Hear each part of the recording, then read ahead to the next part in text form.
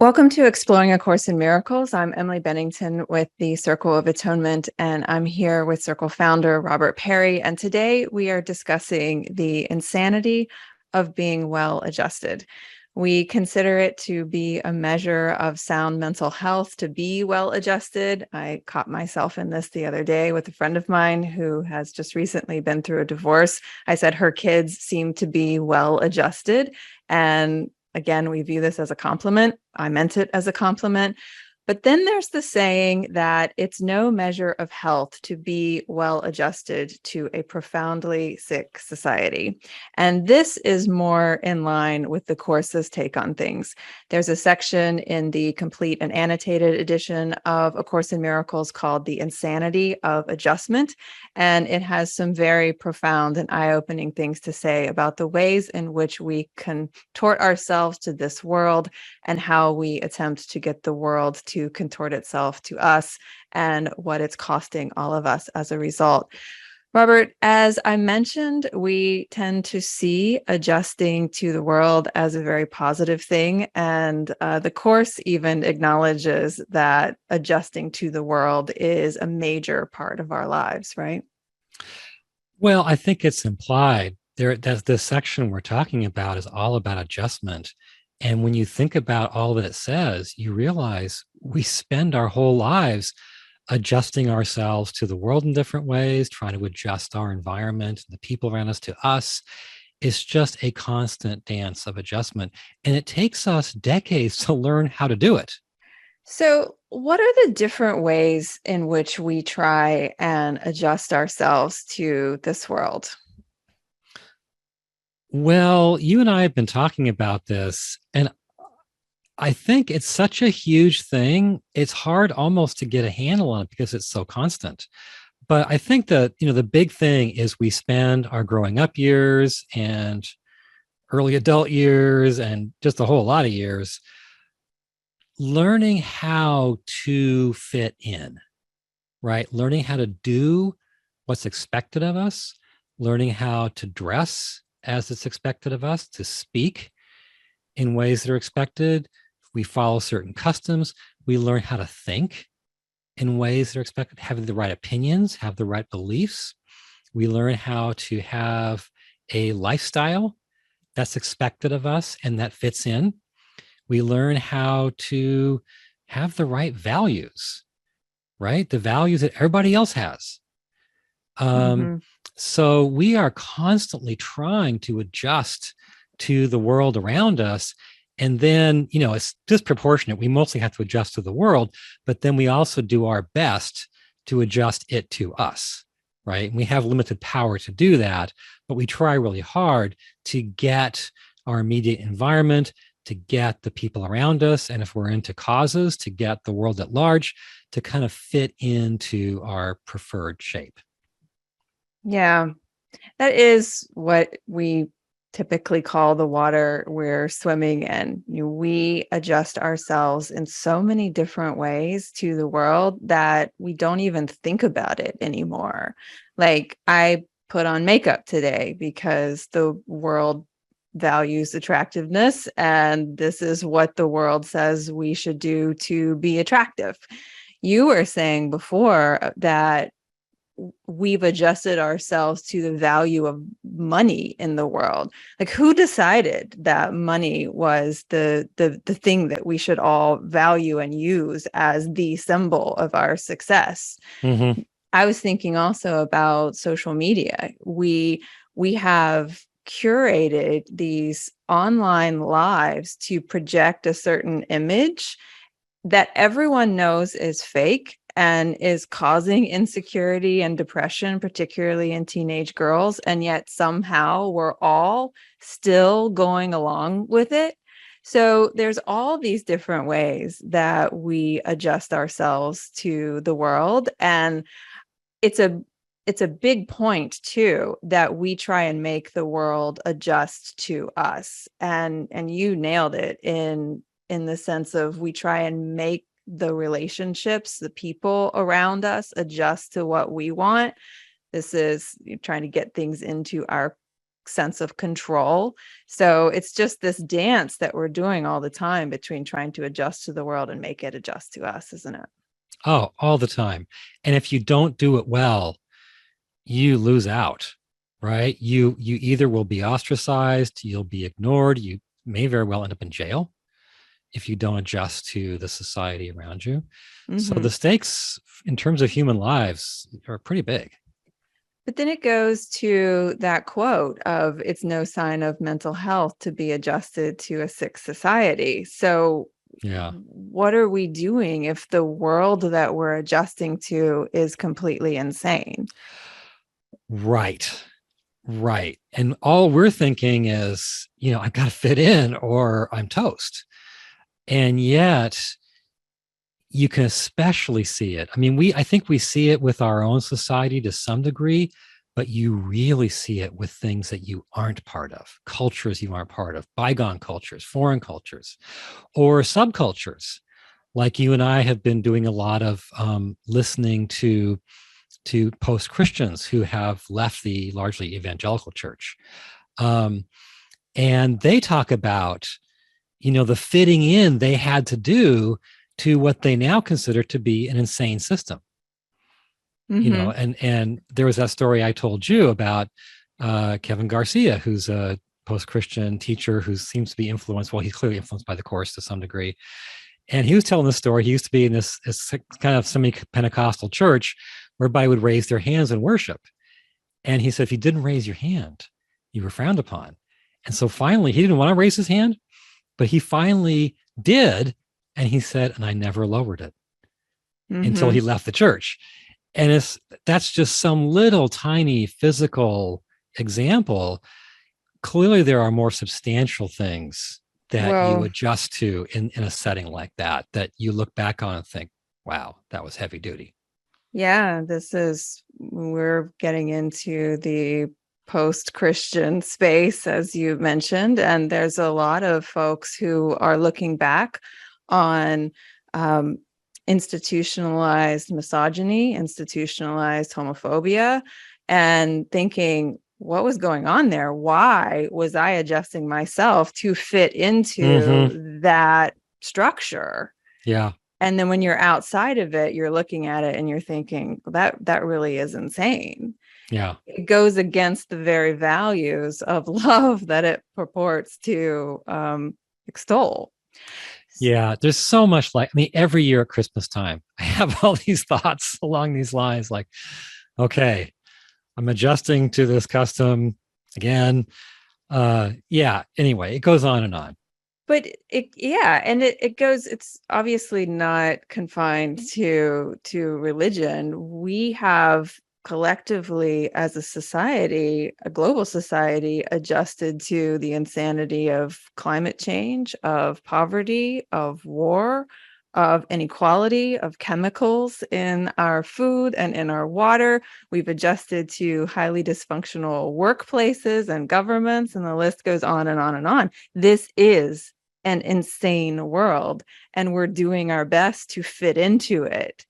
And there are some people, obviously, we're trying to change it in our own way, but overall, what we're trying to do is to fit ourselves into this insane world and its structures. It's true. And what I think is when you hear about someone's life story from the past, like a woman, she was really gifted in whatever it might be, literature or, archaeology or whatever.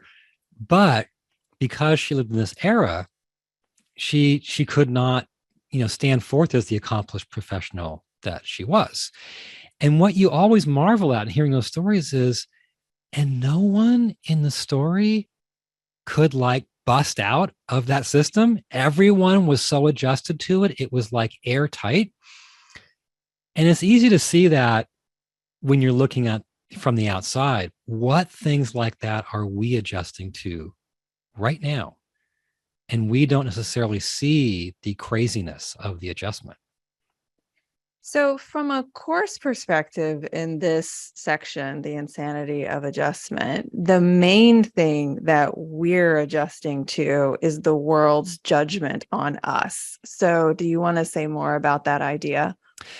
Yeah, I mean, I think in terms, like I just said, of we're adjusting to language and custom and dress and culture and religious belief. And so, what this section, which is an absolutely brilliant section, I've returned to it again and again, and each time I get sort of more amazed at it. What it says, its main focus, as you just said, is that the thing we're adjusting to is the world's judgment on us. And that judgment obviously is communicated in innumerable ways, most of them nonverbal, that most of them covert, they're kind of implicit. But the world gives us this impression of who we are, through our childhood into our adulthood, continually every day, where it basically lets us know we're not worth that much, we're not enough, we're not good enough, we must be bad because we clearly, in its view, deserve all the ill treatment that we get. If we get treated like this day in and day out, clearly the implicit message is something is wrong with us. We wouldn't deserve that. And I think what we overall learn is in the course's language, we learn we're not sons of God. We can't stand tall as a son of God because look at the messages we've gotten about ourselves for all these years. And we do adjust to the world's view of us. It's a weird cycle because we know that the world's insane. If you don't see that the world's insane, you're not paying attention. And then the world says that you aren't worthy, and we believe it from an insane source. And Right. that cycle doesn't make any sense. Like if somebody who was clearly insane walked up to you on the street and said, "You know what? You are not worthy," you wouldn't believe it. Yeah, but then imagine if everyone on that street stopped instantly and all said, In "Amen." chorus. Yeah, Yeah. right. He's Yeah. right. Yeah. So we just, the world says that we're unworthy and we believe it. And Yeah, such is the way that it goes here. exactly. Yeah, and the world says we're sinners. It doesn't use that language unless you're going to certain churches, but it's implied because we all get a lot of poor treatment, and all of that poor treatment comes along with the message, you deserve this. But from a course perspective, we made the world. Therefore, we made the world to be this judgment on us. Like this judgment on us and this insane world is only insane and judging us because of the way we made it. Right. And there's a whole kind of backstory that is implied and stated in different places in this section. And it goes like this. In the beginning, there was what the Course calls the separation. Well, one way to look at the separation is we attempted to adjust heavenly perfection, right? It was already perfect. We were already perfectly in harmony with everything. And we thought, let's adjust that. And that adjustment was the separation. And so out of that adjustment, we thought, oh God, we sinned. And so out of that sense that we were sinners, out of that process of going insane, because that whole process was a process of going insane, we said, okay, let's now project a world. And now that private judgment of I sinned by trying to adjust perfection, the world that we project is made to convey to us that private judgment only now as a public collective verdict in the court of reality itself. So we put that judgment out there to get fed back to us as the official verdict. So we judged ourselves for that thought. The world sprung out of it. The world is judging us, and we've adjusted to the insanity of the world's judgment. Right. Not knowing it's our own private judgment of ourselves stuck out there in the world where it could look collective, authoritative, official. Yeah, and that's hard to see because it it feels like the world really is judging us Yeah. all the time. Right. Because if it Right. were just an isolated individual judgment of oneself, you'd think that we would just be able to override it. Right. Right. Mhm. But it looks like, I mean, there's a difference between the defendant in a courtroom judging himself privately and the jury returning a verdict that the judge, gavels down as official, saying, you're guilty. Let me read this passage from the section. Okay, this really says it well. He says, "Do you like what you have made? A world of murder and attack through which you thread your timid way through constant dangers, alone and frightened, hoping at most that death will wait a little longer before it overtakes you and you disappear." Then it says in all italics, "You made this up. It is a picture of what you think you are, of how you see yourself." And here's the key part: a murderer is frightened, and those who kill fear death. So the idea is we feel like way deep down we're a murderer for adjusting, wrecking the original perfection. Okay. And then we take that and we put that out in the world. And now the world is after us, rendering this verdict on us that you are guilty, you deserve it. And it's really just that self-judgment put out there. Yeah, and for anyone who's new to the course, I don't want them to become fearful or turned off by this language of murderer and insane world. It, essentially, even if you don't get the idea of into eternity where all is one, we had this thought and of we wanted to adjust, we wanted to be above others, and from that thought this whole world of insanity sprung. Even if you don't understand all of that because you're new to the course, what we can get is that this is an insane world. You don't have to be a student of spirituality to see that. And the world seems to judge us and tell us that we're nothing and unworthy and undeserving all the time. And we internalize that. So that we can understand. Yeah. I saw this little video the other day that tracks our experience of why we have this view of ourselves. And the TikTok said, maybe the only reason you feel like you're say this? I'm not going to say all the words. Don't worry. Maybe the only reason you feel like you're not good enough is because you're surrounded by a bunch of expletives deleted. Okay. And that's our experience, right? We believe we're not good enough. And it seems that it came from being surrounded by a bunch of et cetera, et cetera. And that's the ego's plan. The ego's plan is to make a world that tells us we're not good enough, we're not worthy, we're not sons of God. And now we can say, hey, I'm just internalizing what everyone's been telling me. So the ego, for those who are new, is the belief that we are separate, and the false belief, the illusory belief that we are separate. And so what we do in response to this insane world that is telling us that we're unworthy, and the fact that we've internalized that, we get frightened and we turn to the ego for help. We say, right, okay, ego, how would you get me out of this? So then what happens?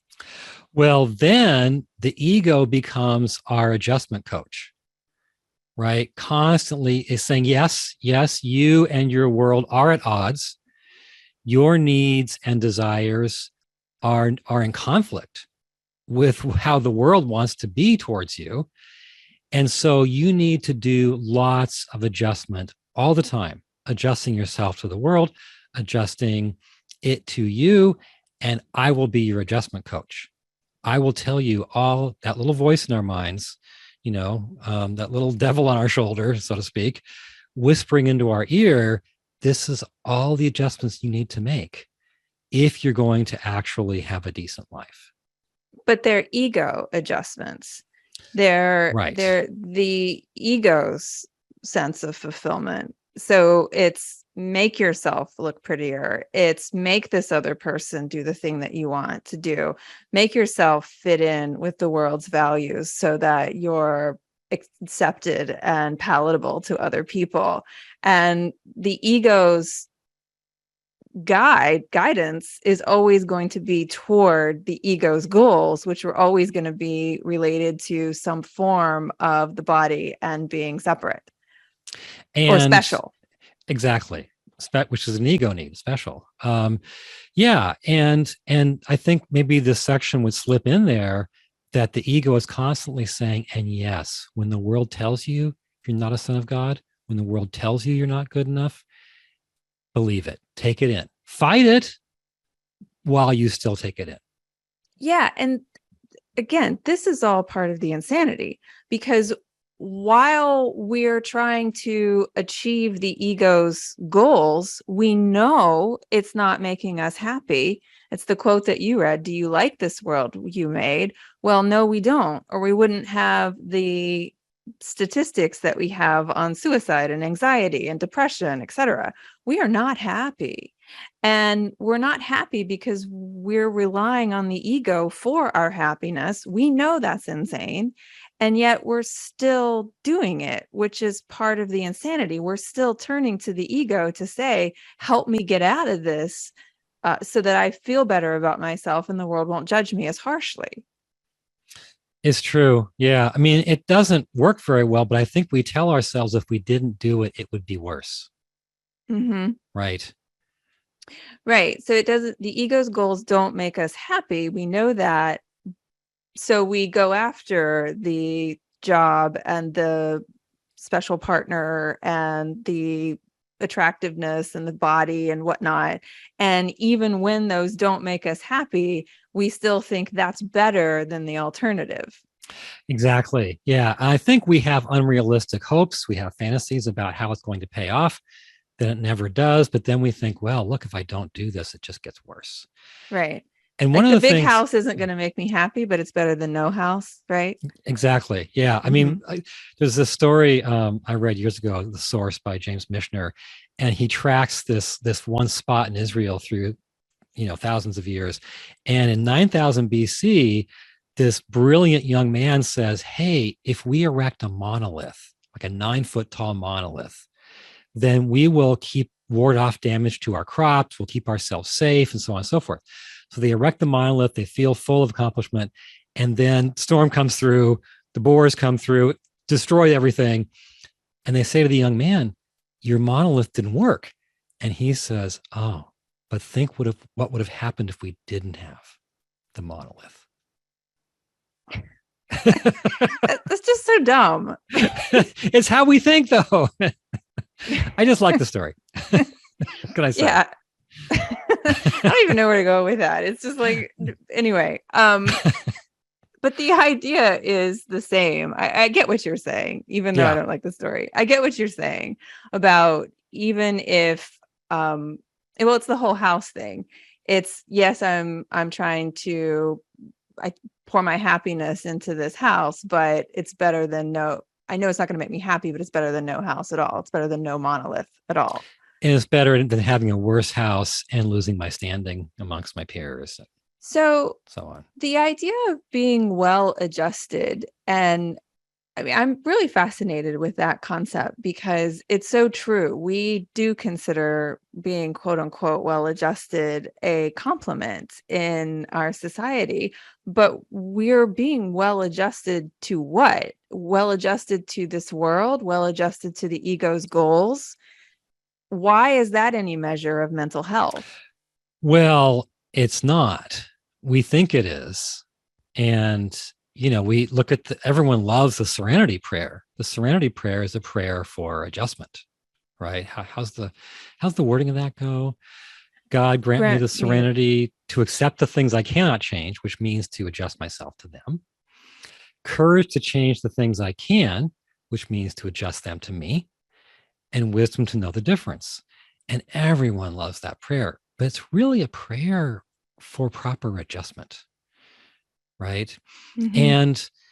And one other thing I wanted to mention, which is a great thing that sort of snakes through this section, is the ego acts as the adjuster in our relationships. And that's one place where I think we can see it Well, the yeah, most clearly. that's kind of the juicy part, and you're right, it does Yeah. snake through the whole section. And I just want to be clear that when we talk about adjustment, it's these two pieces. It's how we adjust to the world that tells us that we are unworthy and undeserving, and also how we in turn try and get the world to adjust to us primarily through our relationships. And it's that Yeah. relationships piece that you're saying snakes through the section. So yeah, definitely say more about that because it's really interesting. Yeah.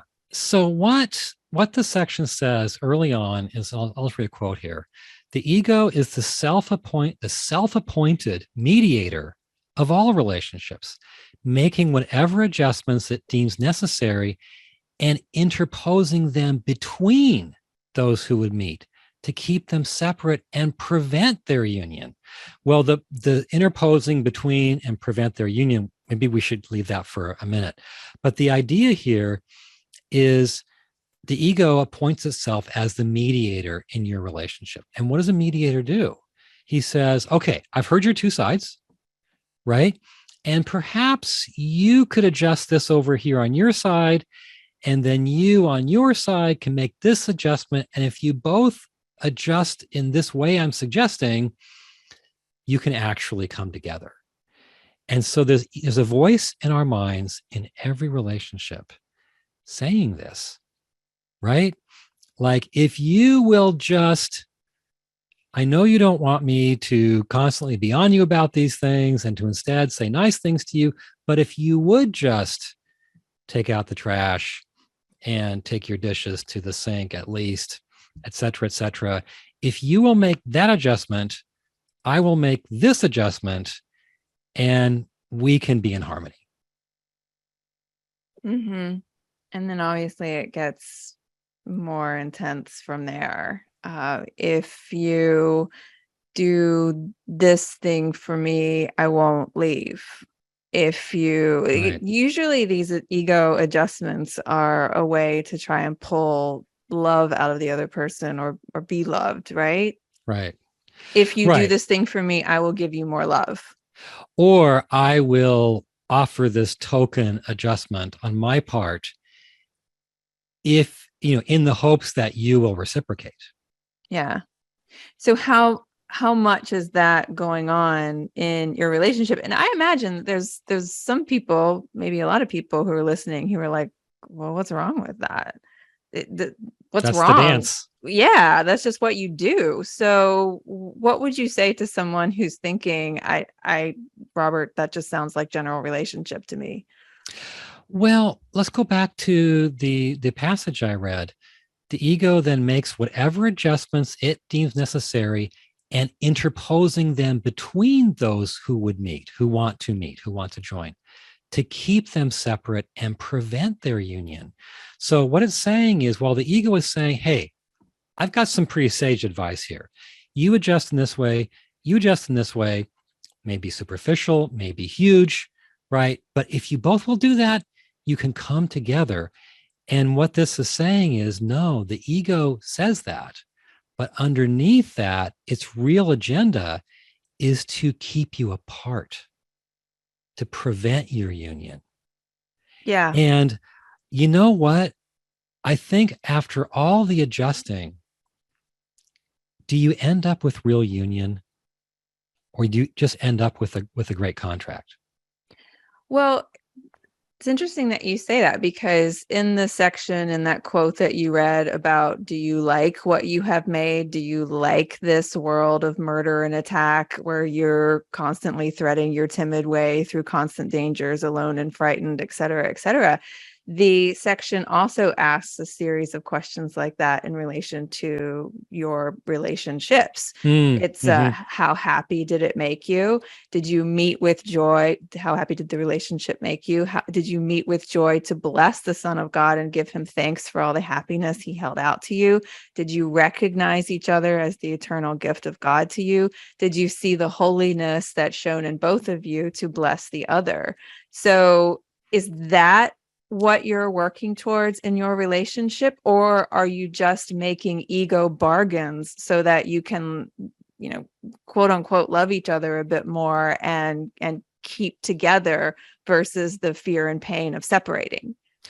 Yeah, those are really good sentences to bring up here, because after all of the bargaining, I'll adjust in this way, you adjust in that way, I'll learn your love language, you learn my love language, whatever. After all of that, do you end up with a yes to those questions you just read? Right. Did it make you happier? Did you see the other person as the eternal gift of God to you? Do you see the holiness in the other person that blesses you? Or are you just going through the motions with these ego goals? Yeah, and the assumption in the section talks a lot about a holy relationship where two people have joined in a common goal. And the assumption is the holy relationship is about discovering a unity between you that's already there, that's been there for eternity. Okay, it's been covered over and it looks invisible, but that unity really is there. Can you discover that eternal unity through just having a really great contract that's been reviewed by lawyers and everyone's adhering to? Right. And so this fits with both sides of the equation, where this world is insane and you're asking the ego who you are in the world. And the section has that beautiful line in it where it says, you're asking the one thing.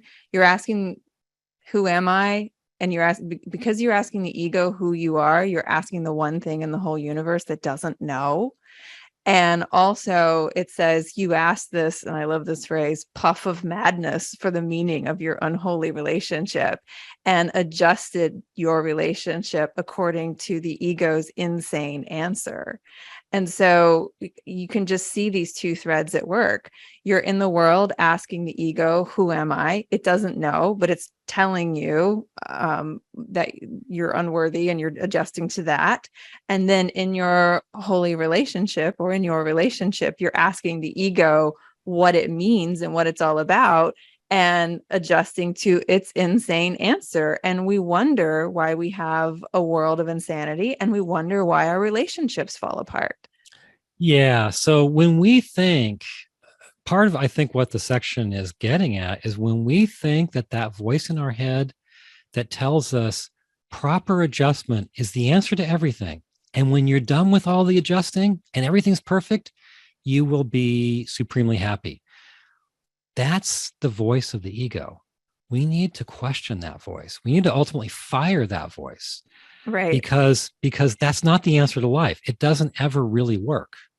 So I feel like we've done a decent job of setting up the problem. So how do we get out? I guess the first step, as you've said, is to fire the ego. So what does that look like? Well, I think we have to learn that that voice in us that says, if you just adjust this and get them to adjust that, you'll be happy. We have to learn to identify that voice and to say, no, that's not how life really works. And that doesn't really work. So I think we have to just question our whole adjustment based approach to life. And then the second thing, I think, is that we need to adopt a new stance. The adjustment stance says, everything's a bit out of kilter. I am in a state of tension with my world or conflict with my world, and therefore adjustment's the answer. The new stance needs to be underneath appearances, there is a reality that's already perfect. Any adjustment would just decrease, take away from that perfection. Underneath appearances, there's a reality in which I'm already in harmony with everyone and everything. And so my main stance in life needs to be a kind of openness, a desire to see, to wake up to that primordial perfection and unity. So it's more of a stance of, well, there's a line in the section where it talks about the holy gently whispering to the world and asking it, "What are you?" So we're in more of this open-minded discovery mode where we are trying to rediscover the unadjusted reality. And yeah, we'll still need to make adjustments, okay? But we can't think that they are salvation. I love that line in the section where it says, the holy do not interfere with truth. They're not afraid of it. And I think part of why we go along with the insanity of the world is because we're afraid of the truth. You and I talk all the time about how the message of the course at the end of the day, why hasn't the course gone out and had more influence in the world than it has so far? Because the depth and profundity of this wisdom is like nothing the world has ever seen. Why has it not caught fire? And part of it is because the message is one that we're resistant to.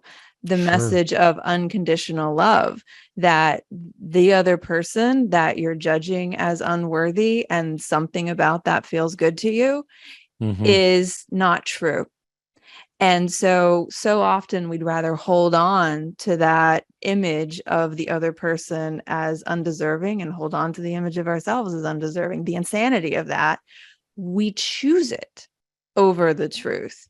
And what I love about that idea that the holy don't interfere with truth is that they're not afraid of it. They just see things as true and love unconditionally and let the chips fall where they may as a result of that, versus scampering around like scared chipmunks trying to control how we're viewed in the world and how other people are around us. It's just a whole different way of going through life when you're Yeah, not afraid of truth. I think that's what all this comes down to. There's like two different modes.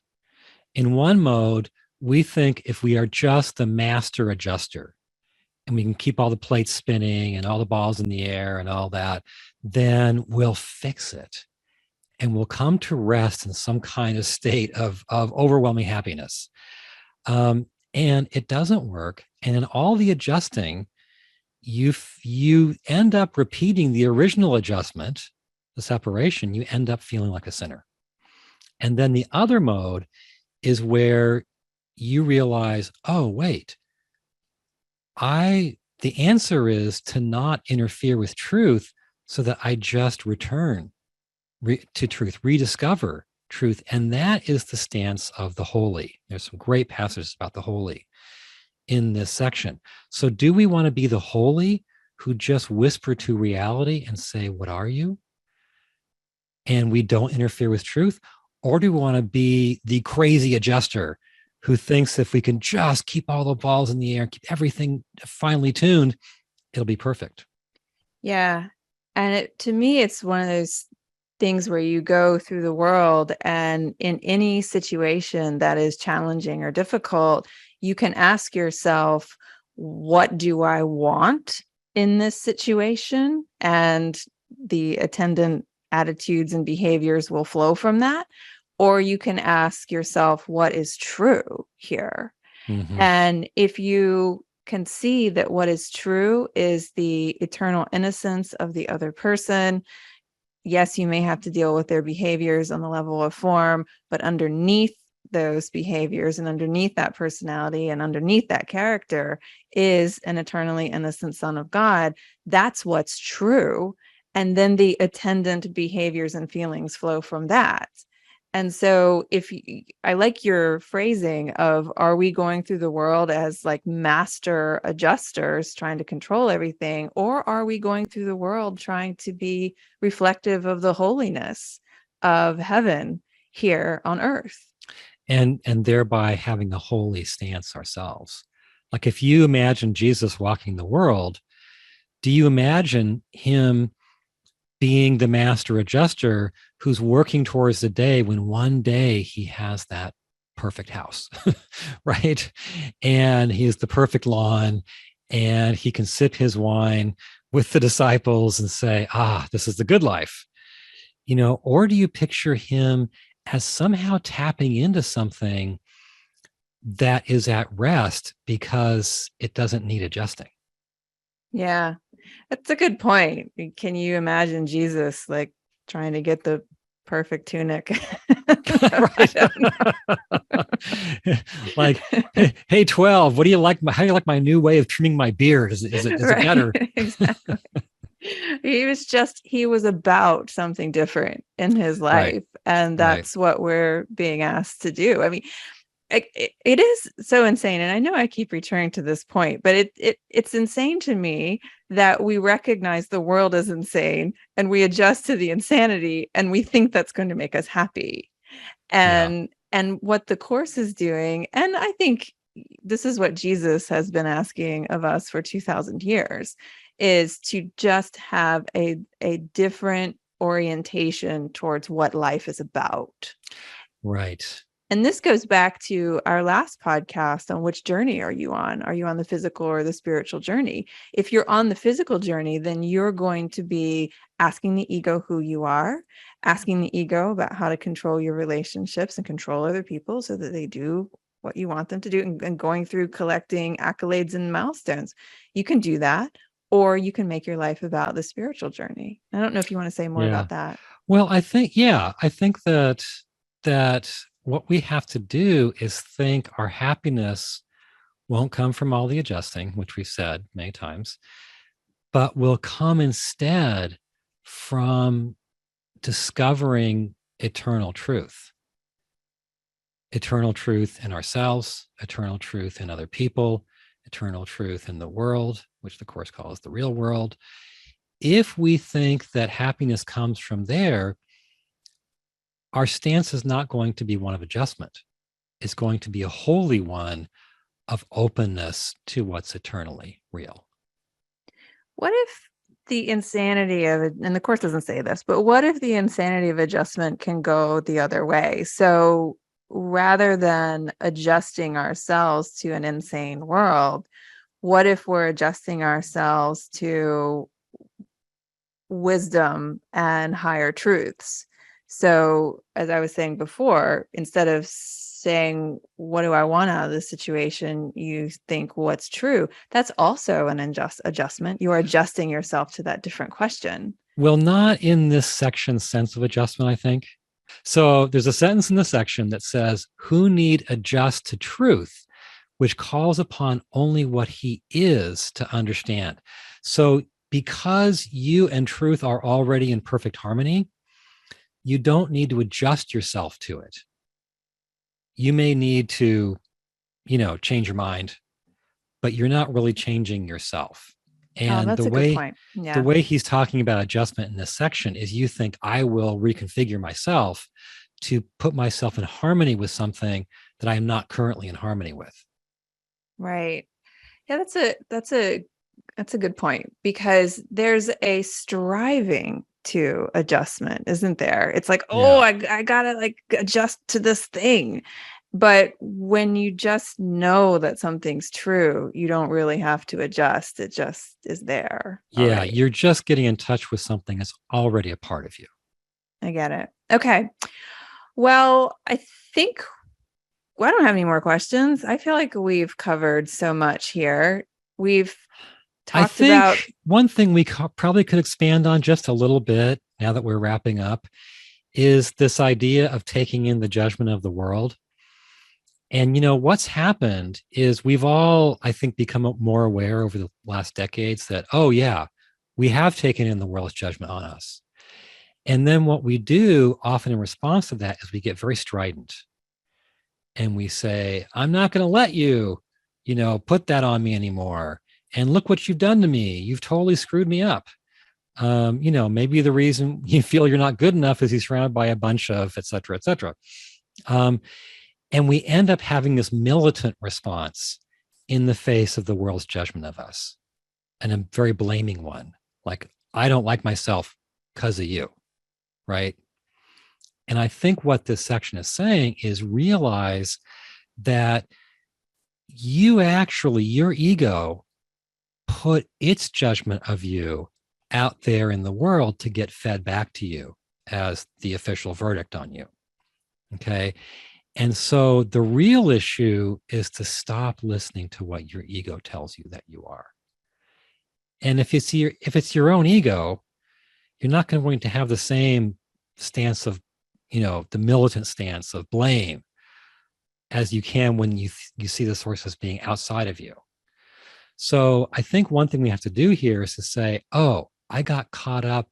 I bought into my ego's game of trying to get me to accept its judgment of me. And in fact, it's the only thing in the universe that does not know who I am.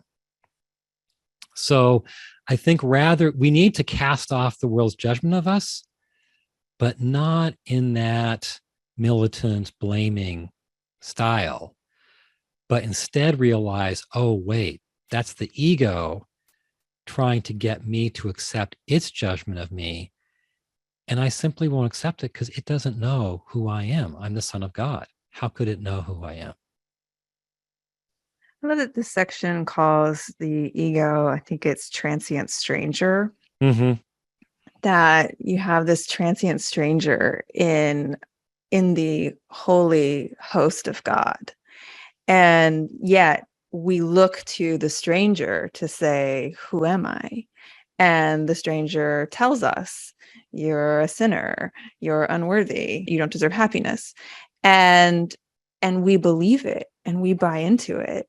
Right. And it's because we're letting that stranger tell us who we are.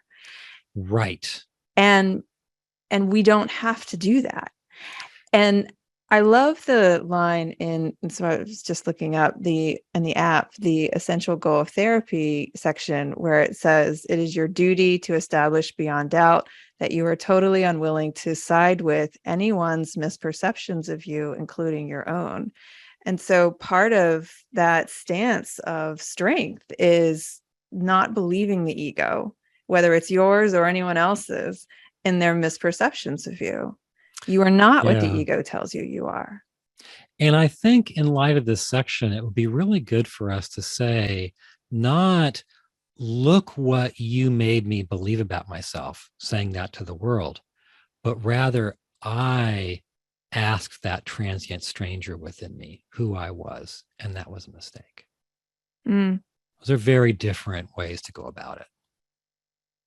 Yeah, I asked that transient stranger who I was, and the section says it's the only thing in the universe that doesn't know. Yeah. And yet we believe it. And we also ask that transient stranger the meaning of our relationships. And when you ask the ego, what is the meaning of this relationship? It's going to, once again, give you egoic goals. And tell you to adjust to get there. Yeah. And to make them adjust to get there. Right. Especially and so them. we can just, as we've been saying, get out of this game altogether and view life as something higher than just asking the ego what we are and trying to achieve its goals in the world, and view ourselves as something higher than what the ego tells us that we are. And set ourselves on a voyage to the unadjusted eternal truth. Well, that does seem like a good place to end. Do you have anything else that you want to say? No, just that, I mean, this is an amazing section that, in my view, charts new territory. And it's been good to be able to have the conversation about it. I know. It's just this podcast came from a course companions class on this section. And it's just an example of how, what is it, like 10 paragraphs or something? I don't even know, but it's not it's not a long section, but in classic course style, there's just so much packed into it that's worth exploring in these larger discussions. So it's just Yeah, an example of the brilliance of the course as usual. we couldn't just drop it after the class. We wanted to keep going with the section and do a podcast on it. I know. And we'll probably spend the rest of the day talking about Yeah. it as well. Anyway, Robert, thank you very much for another excellent conversation on these course teachings. If anyone would like to join us for the live recordings, we do have a new time now. I've been saying Tuesday at 11 a.m. We've actually moved it up half an hour. We're doing live podcast recordings on Tuesday at 10:30 a.m. Eastern. So you're welcome to join us for that. Thank you to those of you who are here with us live now. If you are not signed up, it's a free offering of the Circle. You can register at circleofa.org/events and come and join us for live podcast recordings. And we will see you next Tuesday. Everyone, bye for now.